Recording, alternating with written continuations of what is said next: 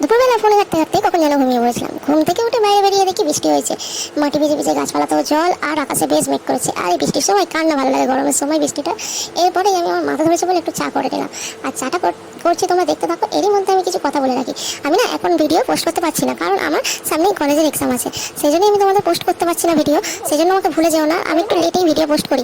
কেন বলো তো, আমি অনেক শ্যুট করি কিন্তু ভিডিও এডিট করতে পারি না বলে অনেক ভিডিও আমার পড়ে থাকে।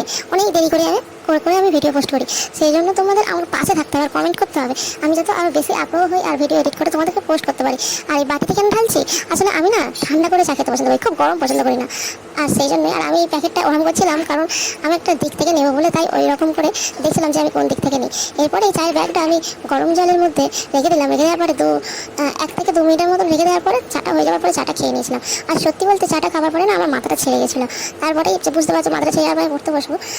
আর তোমাদের সাথে খুব তাড়াতাড়ি আবার নতুন ভিডিও আসবে। এখন আমি চাই টাটা, বাই বাই। নেক্সট ভিডিওর জন্য রেডি হয়ে থেকো।